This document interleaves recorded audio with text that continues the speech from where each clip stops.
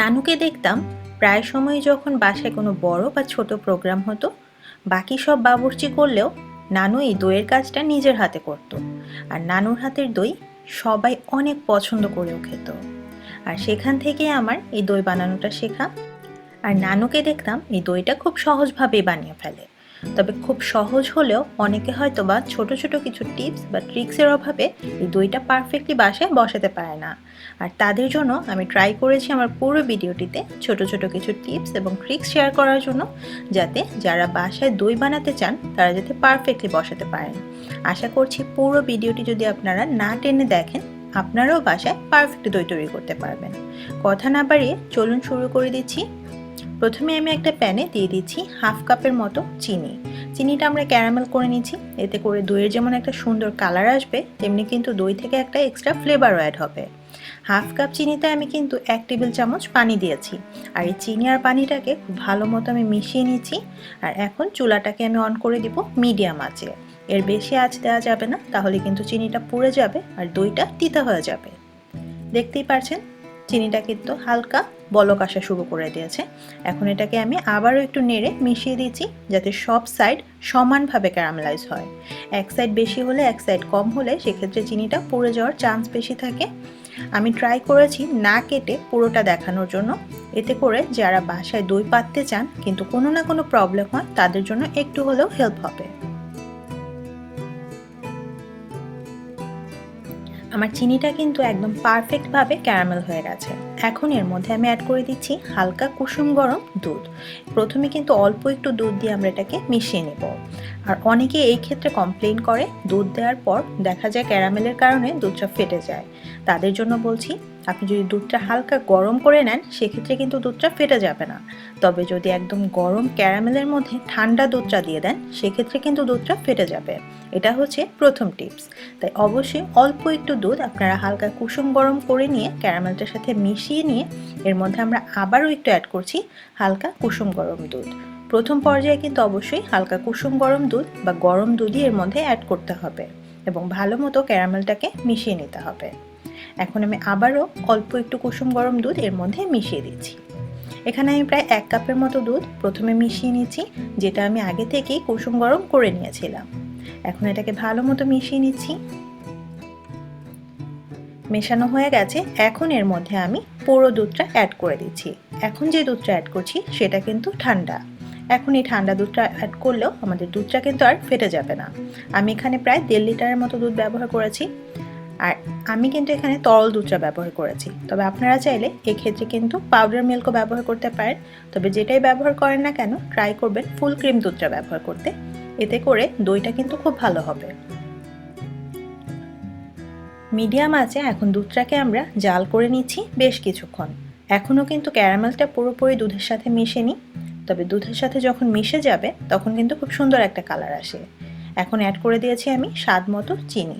আমি 1.5 লিটার দুধের মধ্যে এখানে প্রায় 1 কাপের মতো চিনি অ্যাড করেছি। আপনারা যদি মিষ্টি আরও কম বা বেশি খান সেক্ষেত্রে কিন্তু আর একটু বাড়িয়ে বা কমিয়ে নিতে পারেন।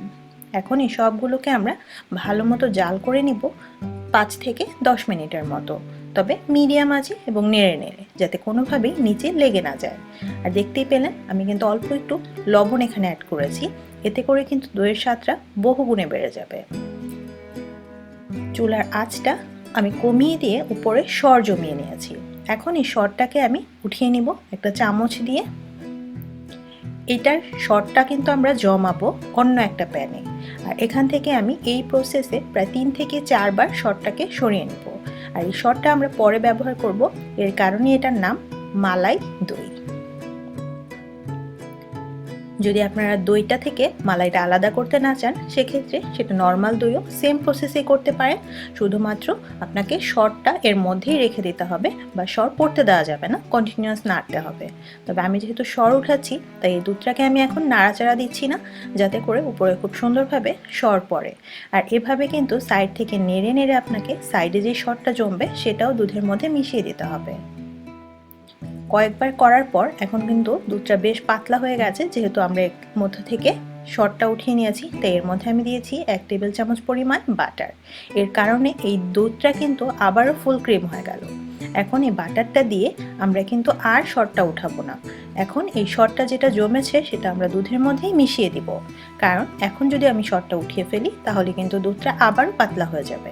তো এখন এটাকে আমি আবারও ভালো মতো মিশিয়ে নিয়ে চুলাটা অফ করে দিয়ে হালকা ঠান্ডা করে নিচ্ছি। আবারও বলছি, এই পর্যায়ে কিন্তু আপনারা পাতিলটা চুলা থেকে নামিয়ে নিতে হবে, নইলে কিন্তু নিচে লেগে যাবে।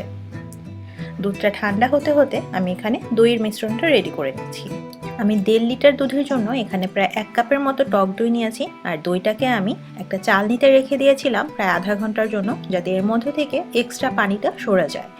এর ফলে কিন্তু দই থেকে অনেক সময় পানি উঠে, সেটা উঠবে না। এখন একটা হ্যান্ড উইস্ক দিয়ে এটাকে আমরা ভালো মতো বিট করে নিচ্ছি। চাইলে এখানে আপনারা কাঁটা চামচও ব্যবহার করতে পারেন, তবে যেটাই ব্যবহার করেন না কেন এই দইটা যাতে খুব মিহিভাবে বা স্মুথভাবে বিট হয় সেটা খেয়াল রাখতে হবে, কারণ এটা যদি দানা দানা থেকে যায় সেক্ষেত্রে কিন্তু আপনার দইটা ভালো হবে না। দেখতেই পাচ্ছেন একদম ক্রিমের মতো হয়ে গেছে। এখন আমাদের সেই দুধটা যে কিন্তু অলরেডি ঠান্ডা হয়ে গেছে, সেখান থেকে আমি প্রথমে অল্প একটু দুধ এর মধ্যে মিশিয়ে নিচ্ছি। দুধটা কিন্তু এমনভাবে গরম হতে হবে যে আপনি একটা আঙুল দিয়ে কিছুক্ষণ রাখতে পারবেন। মূল কথা সহনীয় তাপমাত্রার হতে হবে, যেটা আপনার হাতটা সহ্য করতে পারবে গরমটা, কারণ দুধটা যদি বেশি ঠান্ডা হয়ে যায় সেক্ষেত্রে কিন্তু দইটা ভালো মতো বসবে না। আর যদি অনেক বেশি গরম হয় সেক্ষেত্রে যখন আপনি দইটার মধ্যে অ্যাড করবেন সাথে সাথে কিন্তু দুধটা ছানা হয়ে যাবে।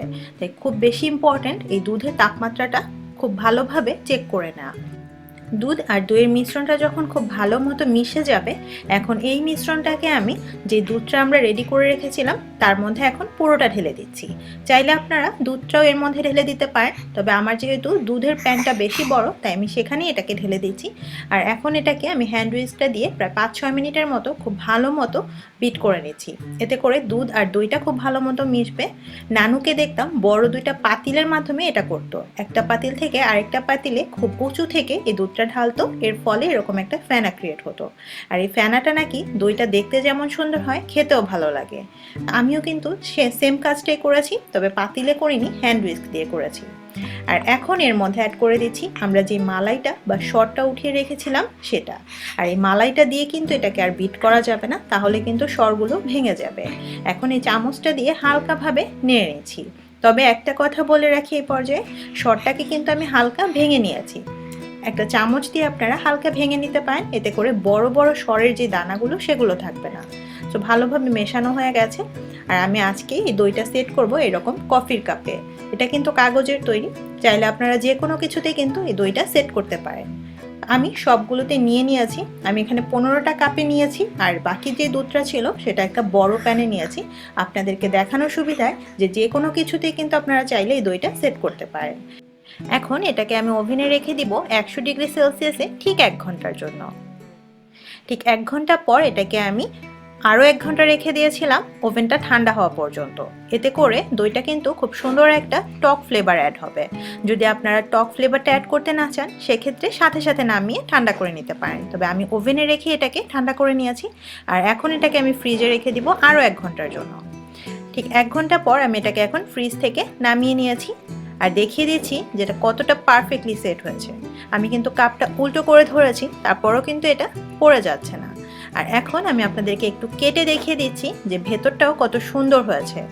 এই পর্যায়ে একটা কথা বলে রাখি, উপরে যে ফেনাটা দেখতে পাচ্ছেন, আপনারা যদি এটা পছন্দ না করেন, একদম স্মুথ চান, সেক্ষেত্রে দইয়ের কাপগুলো ঢেকে তারপর বেক করবেন বা সেট করবেন। এতে করে উপরে এই ফেনাটা ক্রিয়েট হবে না। তবে যদি ফেনাটা পছন্দ হয় সেক্ষেত্রে আপনারা এটা খোলা রেখে বেক করবেন। তো এই তো তৈরি হয়ে গেল আমাদের একদম ঘরোয়াভাবে তৈরি পারফেক্ট দোকানের মতো দই। কেমন লাগলো আমার আজকের এই ছোট্ট ভিডিওটি? যদি ভালো লাগে তাহলে প্লিজ ভিডিওটিতে একটি লাইক দিয়ে আমার চ্যানেলটি সাবস্ক্রাইব করে আমার পাশেই থাকতে পারেন। আজকের মতো বিদায় নিচ্ছি। নতুন কোনো পর্বে নতুন কোনো রেসিপি নিয়ে আবারও আপনাদের সামনে হাজির হয়ে যাব। সেই পর্যন্ত সবাই পাশে থাকবেন, সুস্থ থাকবেন, ভালো থাকবেন এবং আমার জন্য অনেক অনেক দোয়া করবেন। আল্লাহ হাফেজ।